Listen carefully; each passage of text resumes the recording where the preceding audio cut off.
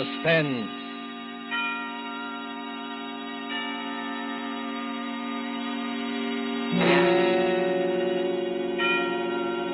This is the Man in Black, here again to introduce Columbia's program, Suspense. Heading our starring Hollywood cast this evening is Mr. Richard Dix, who appears as a United States naval officer who found himself in a remarkable predicament on what should have been an uneventful flight from New York to Philadelphia. As fellow passengers aboard the airliner are Miss Gail Page as a girl named Monica and Mr. Montague Love, who plays that aged and domineering millionaire Silas Naylor. A story by John Dixon Carr called Death Flies Blind is tonight's tale of suspense. If you have been with us on these Tuesday nights, you will know that suspense is compounded of mystery and suspicion, dangerous adventure.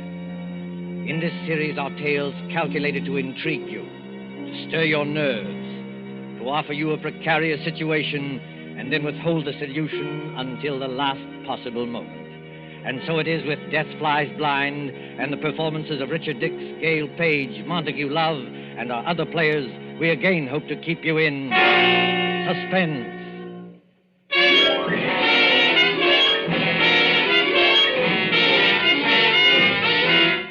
LaGuardia Field, Municipal Airport of New York. LaGuardia Field, vast behind its white buildings. On a gray spring afternoon when rain splashes across the runways, dims the sky, and spatters on the wings of a great silver-painted airliner waiting beyond. Already as the limousine bus from the New York terminus slowly draws up to the waiting shed, you can hear the loudspeaker. 72, New York to Los Angeles. The big limousine bus, besides its driver, contains only two persons. One is a tall young man in United States naval uniform, with the stripes of a lieutenant commander around his sleeve. The other is a tall and dark-haired girl, her face a little frightened in the blue. Flight 72, New York to Los Angeles. Plane ready to take off at gate number 6. Have your tickets ready, please. Fred, that can't mean us. Now, take it easy, Monica. We're not too late. They won't go without us. No, I mean it says New York to Los Angeles. That's right, Monica. We're only going to Philadelphia. You're still right, my dear. I arranged for a special stop at Philadelphia. It won't take long, and then they go on non-stop from there. Fred, that's just it. Who's going on from there? Oh, you'd be surprised. This airport bus must hold 20 people, but there's nobody in it except ourselves and the driver. Who's going on to Los Angeles or anywhere else? I was going to tell you about that, Monica. All right, miss. All right, sir. Hop under that shed and out the door on the other side. Oh, got your tickets ready? Yes, I've got them. All set, Monica? And rain is certainly coming down. Do they take off when it rains like this? Oh, miss, a little rain don't bother them. What does bother them is unsettled weather at other places. You mean it's perfectly safe? They never take off, miss, unless it is safe. You better hurry up now.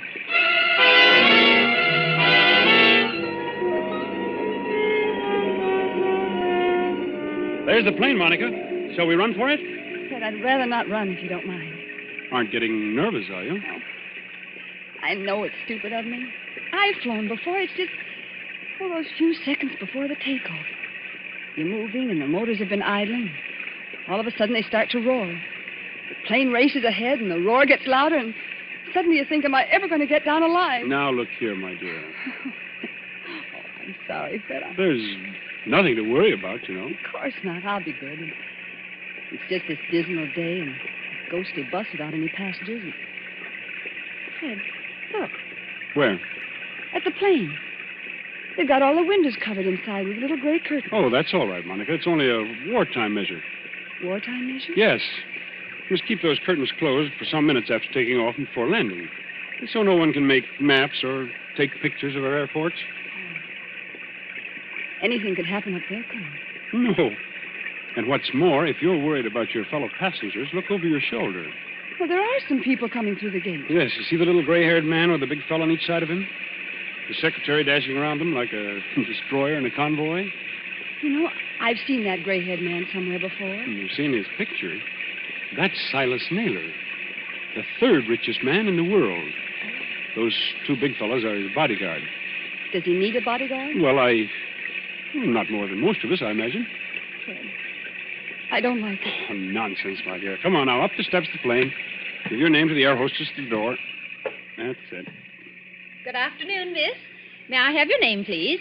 I'm Monica Vale. You're the air hostess? That's right, Miss Vale. Take any seat you like.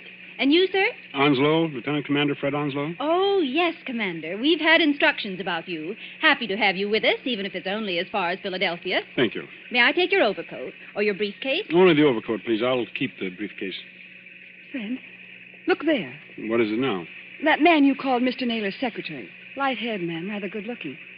He's sprinting towards this plane as fast as he can run. Well, he'd better be careful on that slippery surface. He certainly has.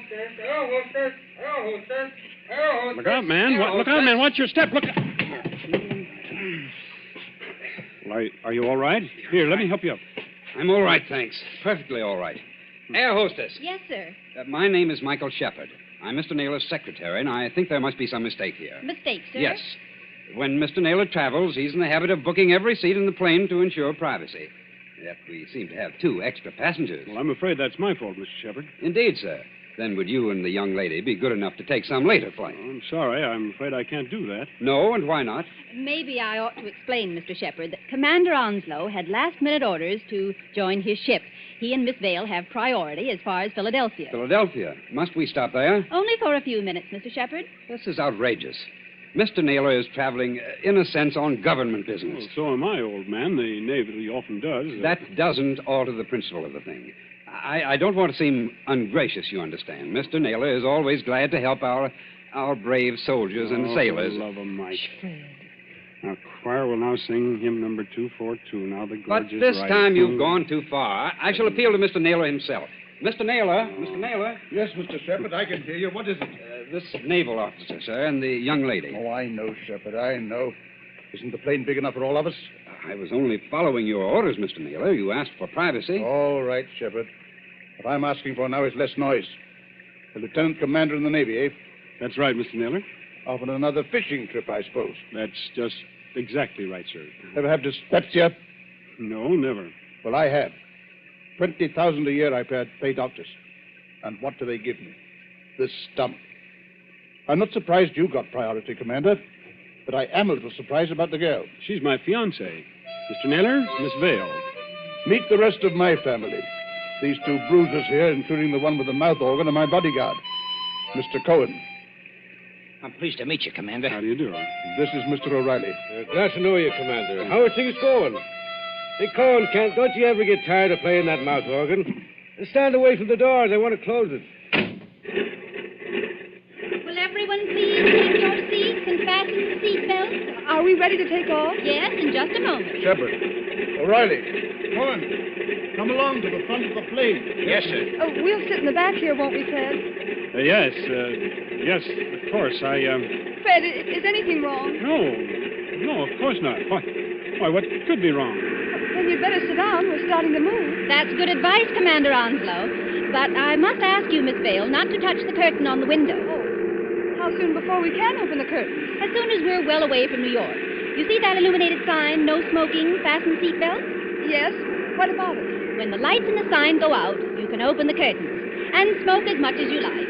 Now, if you'll excuse me. Certainly. You needn't try to fool me, Fred Onslow. I saw you. You saw what? I saw you pick up that scrap of paper one of those men dropped. Why, that wasn't anything, Monica. May I see the paper? No. Why not? Well, because I'd rather you didn't see it, that's all. There is something wrong, isn't there? Look, Monica, let me repeat over and over. What could be wrong? Why, there's Silas Naylor, an internationally famous figure, with a group of trusted attendants. Here's an ACA plane as safe and dependable as the old gray mare. All the same, All the same what? I wish I hadn't brought you along. I wish there was some kind of an emergency cord, like a train, so that you could stop this plane whenever you had it. We're on our way.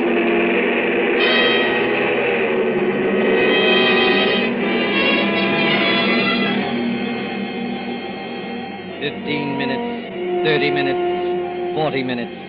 The great silver plane throbs against dead quiet. It's warm and stuffy in the cabin, despite the hissing ventilators. Dim white reading lamps shine down on a double row of cushioned chairs along one side and a single row of cushioned chairs along the other. Ahead, above the closed door to the pilot's control cabin, the red glowing sign still warns against opening those curtains. Aft in the plane sits Commander Onslow, his eyes fixed on the clock under that illuminated sign.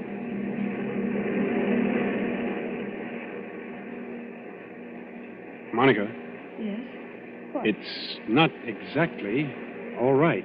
Fred, why do you say that? Because we should have been in Philadelphia 5 minutes ago. At least we should have been circling over the field. And we're not? No. Well, we're still 10 or 12,000 feet up if the pressure on my eardrums count for anything. And traveling like a bat out of Hades. Weather's delaying us, I guess, huh? Maybe it is. It's awfully bumpy, isn't it? Yes, a little. Makes you gasp for breath and your stomach turns. Oh! That was a bad one. Not getting airsick, are you? I don't think so. I wish I had some of that chewing gum they give you. A ring for the air hostess. She'll bring you some. I did ring the bell, Fred, and there's no answer. Oh, she's busy in the pantry back there, that's all. She didn't hear you. Here, I'll get you some gum. No, wait, I'll go. Sure you're all right? I want a powder my nose anyway. Besides, you're going to have company. Our Mr. Shepherd is weaving along this aisle as though he didn't like air pockets either. Well, thank the Lord one of that party's awake up there. I thought they were all dead. Don't say that. Say what? Dead. A spooky plane with everything so quiet and dead itself. Remember how the pilot walked through a while ago and looked around and walked right back to the control cabin again? No, I didn't notice him. Oh, that's what I mean. It was like a ghost. I'll be right back. Say, Commander Onslow, Yes, Mr. Shepherd? mind if I sit down? Not at all. Go ahead.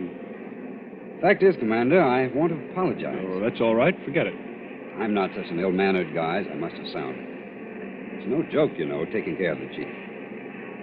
I've got to go ahead like a cyclone, so that everything would be quiet when he gets there. And it's a great responsibility, too. I can imagine. I go on these long trips. There's the chief, half asleep, and O'Reilly reading detective magazines and Cohen with his mouth organ. Doesn't that mouth organ bother the old boy? No, he likes it. Especially when Cohen plays the old square dances. Chief's a great man in his way. I was just wondering about that. Wondering what? Is it true? Stop me if I'm talking out of turn. Go ahead. We can trust the Navy. Is it true he's offered to design and build, at his own expense, a fleet of underwater cargo boats, submersible freighters, up to 5,000 or 6,000 tons? That'd do away with the submarine menace altogether? Where did you hear that? Oh, just a rumor. Is it true? Yes, it's true enough. You see, Mr. Shepherd, I'm one of the few people who believe that plan is practical. But there must be a lot of people who would like to see Mr. Naylor put out of the way. There are, Commander. Only they can't get at him. You're quite sure of that? Dead sure. Hitler himself isn't better guarded.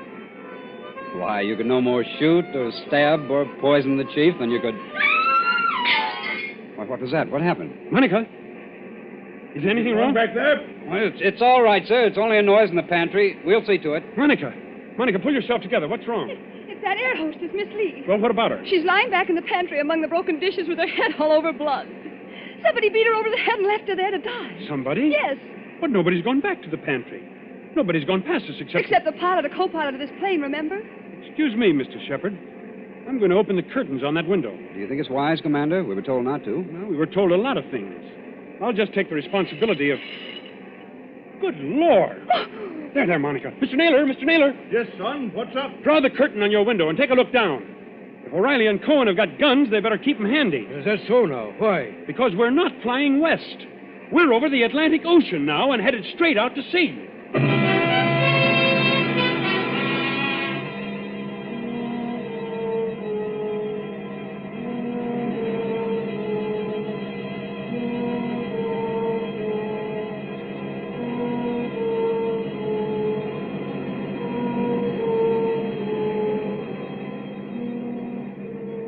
Gray water, thin clouds. We must be miles and miles away from land. We are miles away from land. Does anybody here know anything about first aid? I do, Commander. I studied medicine in the old days. Then you better go back and look after the hostess. We'll join Mr. Naylor. Steady, Monica. Well, I'm all right. Just this horrible blind feeling, that's all. Air pocket, look out. See here, Commander. We're over the ocean. What the devil's going on here, eh? You're being kidnapped, Mr. Naylor. That's my guess.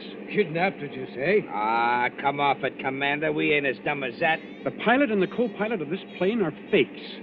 They've replaced the real officer. Ah. On a dark day like this, with their raincoat collars turned up, they could have gotten away with it. And hijacked us straight off the airfield. Is that it? Yes, I'm afraid so. The hostess must have spotted one of them and knocked her out. Now, what about the airport? Wouldn't they know a plane was missing? Well, not until we failed to show up at Philadelphia. The pilot would report by aerial radio telephone about, 15 minutes out of New York. But after that, silence. Excuse me, Commander. You say these two fake pilots are still aboard? In that compartment there with the closed door? Yes, that's right. Then what are we waiting for, Cohen? Till we get to work on them? You said it, Barney. Now, wait a minute, both of you. You wouldn't be trying to stop us, would you, Commander? The one thing we don't want is a gunfight 12,000 feet up. Can any of you fly a plane? No, not one of us. Well, neither can I. So if anything happens to those two pilots, how are we going to get down? I see, young fellow. Well, what are you going to do? First of all, we'll try rapping on the door. Have your gun ready. You can count on that, sir. Fred, listen to me. Be quiet, Monica. Has this anything to do with the scrap of paper you picked up off the floor? What scrap of paper, Oh, Commander? never mind, sir. Why, this door, it's unlocked. Unlocked? Now, don't take any fool chances, young fella. The way I always did when I was your age. Stand to one side when you open that door. Let Cohen and O'Reilly take care of it. Good Lord. Well, the control cabin is empty. There's nobody at the controls. You mean we're flying without a pilot? Yes. See that stick move back and forth? As though a ghost had hold of it? Those crooks do. They set the automatic controls. It's a gyroscope attachment that keeps her steady. And then they must have bailed out. And what's going to happen to us? You see, Monica, the fact is... Go on, Fred. Tell me the truth. I'll know if you don't. Well, we'll go on until our gas runs out or until a storm hits us. Then we'll dive into the sea. It's as good a way of killing Mr. Naylor as any. I see, son. Have we got any chance at all? Frankly, I don't know. Wait till I get a look inside of that control cabin. Holy Mother, that's done.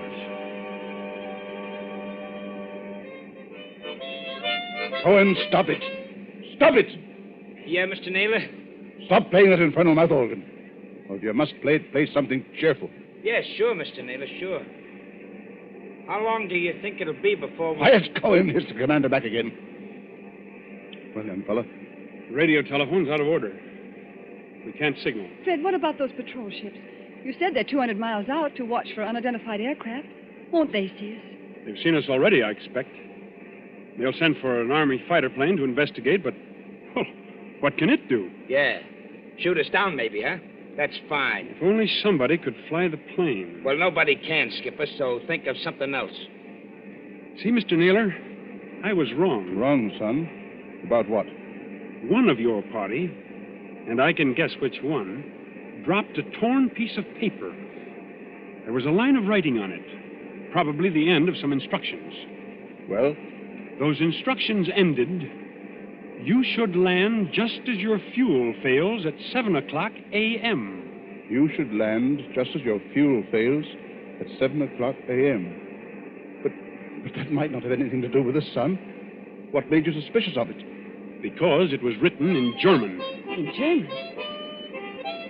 Quiet, Cohen. I can't hear myself think. Okay, Mr. Naylor. I'm sorry. I thought the fake pilots were kidnapping you, maybe abroad. There's not enough fuel for that, is there? Well, if there's enough fuel for Los Angeles, then there's enough for Europe. Well, that won't work. They bailed out and left us to crash.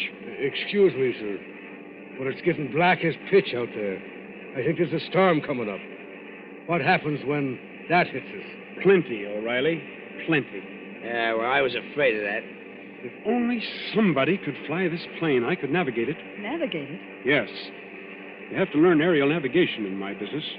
With enough figuring, I might even set a new course and try the automatic controls on it. No, I don't dare handle the ship. Wait a minute. I know a way out of this. Well, then speak up, miss. There's a 90-mile wind going to hit us any minute. The air hostess, of course. Miss Lee, what about her? I remember reading somewhere that most air hostesses get flying instructions when they've been with the company for a given length of time. You know, Miss Vale, that's true.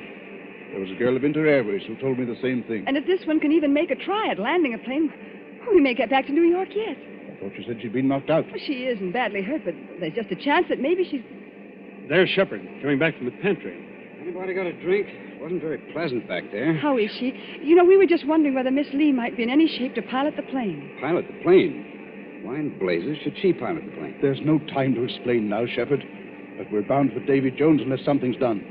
Could she do it? No. Not even if we revived her? Not if all the doctors on Earth stood at her side. Why, but I don't think you understand, sir. Miss Lee has just died.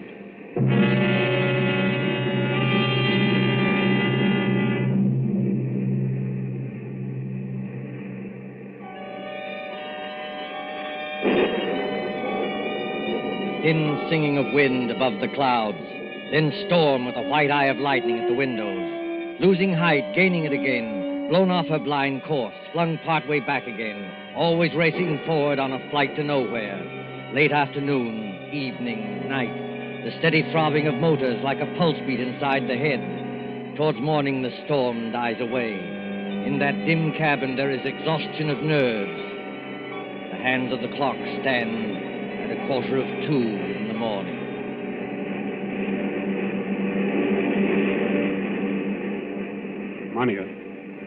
Monica, wake up. What? Oh. Shh. It's Fred. Now keep your voice down. Have I been asleep? Yes, for a couple of hours. They say condemned criminals sleep on the night before their execution. Where are the others? I was a boy back home, the county down. My father used to say to me, "Barney O'Reilly," says he, "did you ever see a banshee? A banshee," says he, "is the old woman that lets you know when you're going to die." Pipe down, you two. I'm sorry, Mr. Naylor. No offense, Chief. Can a man play a quiet game of solitaire without somebody yapping all the time? Black 9 on red dead. Listen, Monica, and listen carefully. My first idea was right after all. What are you talking about? There's somebody aboard this ship who can fly a plane. Shh. There is. I proved it by the automatic controls. Proved it how? If those controls had stayed as they originally were, the side winds would have blown us clear off our course. But we're still on our course. That shows that somebody's been sneaking in there and setting us right again when we do stray. Then you mean... I mean we're headed for somewhere. We're being taken somewhere. But we may outwit this gentleman yet. Outwit who? Is somebody still talking back there? I'm sorry, Mr. Naylor. Monica's just waked up. None of us can feel very much like sleeping anyway. You're right, son. I admit it. Come up here and join me, will you? With pleasure. I've cheated myself in this twice in this card game, but I still can't make it come out. Oh, what's the use pretending anyway? We know we're in for it. It's this waiting that gets you. Yeah, that goes for all of us, Mr. Naylor. What I'm dreading is the minute when those motors choke and go dead, and we start whirling down. What does it sound like, Commander, when motors conk out? I've never heard it, Mr. Naylor, but I imagine it sounds like... Listen. I imagine it sounds like that. We're losing height. I can feel it. Well, Cohen, I guess this is the payoff. Yeah, you said it. But look here, Mr. Naylor, we can't be out of fuel. Because it's too early. Look at the clock. It's only 5 minutes to 2 o'clock. I beg your pardon, old man. It's 5 minutes to 7 o'clock. 7 o'clock? Are you crazy? No. Haven't you forgotten the cross-ocean changes in time? By George, the commander's right. European time is 5 hours ahead of our time. If you don't believe me, just notice that it's getting daylight outside. I was thinking of that message. You should land just as your fuel fails at 7 o'clock a.m. Stand perfectly still, all of you. Yeah, what's got into little Lord Fauntleroy? I'll show you what's got into me, my friend. Yes, I rather thought you would. I shall go into that control cabin. Follow me if you like. I shall sit down at the controls, and I shall bring this plane safely to the ground. Safely to the ground? Where? In Germany, of course. Germany? Don't pull a gun, Cohen. If you plug him, we're all done for. That is good advice, Mr. Cohen. I might add that we're getting closer to the ground every minute. For the love of... Do I take control? Yes, go ahead. But We're following you. Follow by all means. All right. Let's get comfortable here. I take up my position, so. There's fog below. Can you see? Well enough, Miss Dale. Well enough. We must go down rather quickly. And I can't help if it's somewhat rough on your ears. You young swine, what's the idea? The idea, dear patron, is to bring you and your plans for a submarine freighter to a country which will appreciate them. Then those two fake pilots? They were colleagues of mine. Unfortunately, if they had remained, your pug uglies would have started a gunfight, and none of us might have got here. Well? So they left by parachute. And I brought you safely, without blood or toil, into the boundaries of the Third Reich. You're going down too fast, man. Now take it easy. I am perfectly in command, thank you. Look out! The trees, Look out, they're coming man. straight up at us.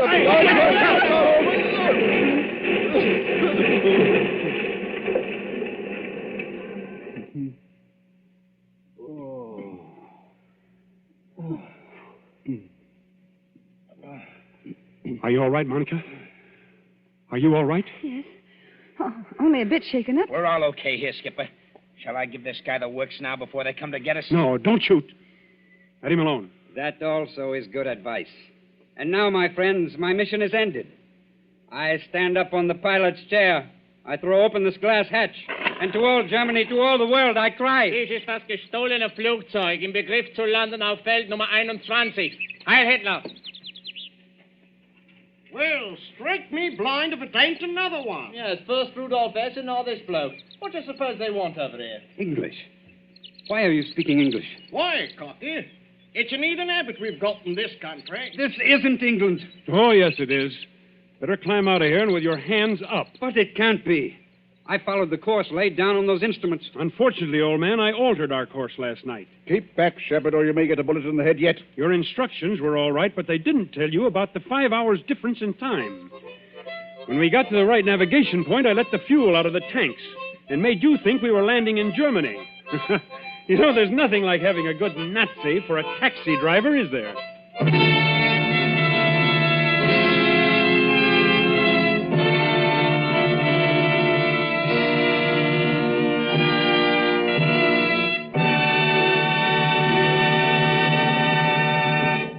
And so ends Death Flies Blind, starring Richard Dix with Gail Page and Montague Love. Tonight's tale of Suspense.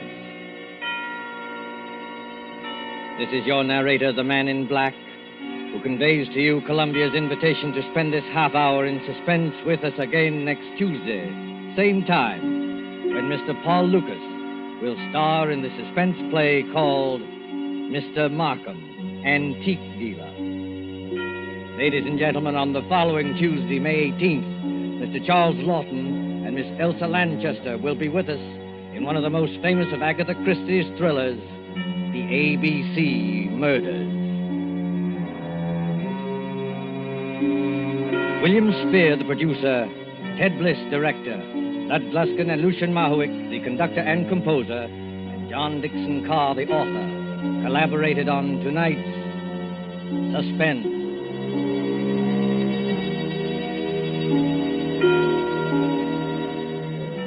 This is the Columbia Broadcasting System.